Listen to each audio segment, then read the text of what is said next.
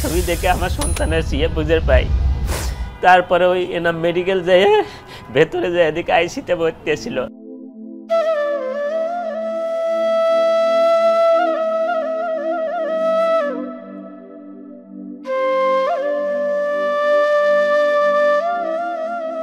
যখন ফোন বন্ধ ছিল তখন থেকে আমরা হাসপাতালে খুঁজেছি, মনে করেন যে পাই নাই।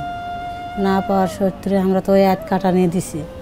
দেওয়ার পরের দিনে সকালে আমরা খুঁজতে ওই আসলে থানার কাছে যে একজন বলতেছে গাড়ির মধ্যে লাশ পড়া আছে। পরে আমরা ওখানে গেছি, যাই দেখি যে লাশ পুড়ে গাড়ির মধ্যে রাখছে। ওর থেকে আমরা ছেলে না পাওয়াতে ওর থেকে একটা লাশ লেগে আমরা দাফন কাফন করছি দেশে লেগে। 9 তারিখে আমি করি মিলেট পড়াইয়া মসজিদে টে করে 10 তারিখে আমি ঢাকায় আইছি। আমার ছেলের বন্ধুর কাছে একজন ফোন দেয় যে রিফাত বেঁচে আছে এনাম মেডিকেলে। পরে আমাকে স্কার তুলে যায় যে অর্ধেক ঘাটা না যেতে যখন মোবাইলে ছবি পাঠায় তখন আমাকে ছবি দেখায়। তখন আমি ছবি দেখে আমার সন্তানের সিএ বুঝে পাই।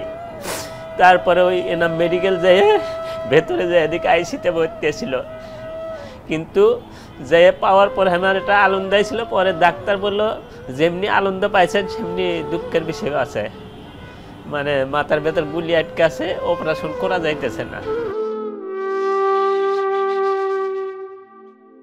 যে বুলেটের কারণে ওই ব্রেনের ইনফেকশন হয়ে গিয়েছিল আর কি।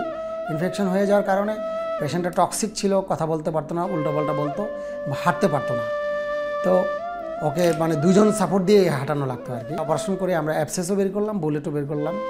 তো আলহামদুলিল্লাহ বুলেট বের করাতে আমরা কোনো নিউ ড্যামেজ, যেটা আর কি ব্রেনের কোনো ইঞ্জুরি করা লাগেনি, সেফ একটা ট্র্যাজেক্টরি দিয়ে সেফ সাইড দিয়ে ঢোকার কারণে নতুন কোনো ড্যামেজ হয়নি এবং পেশেন্ট খুব ভালো রিকভারি করেছে। এই অপারেশনগুলোতে তো অনেক এক্সপেন্সিভ অপারেশন।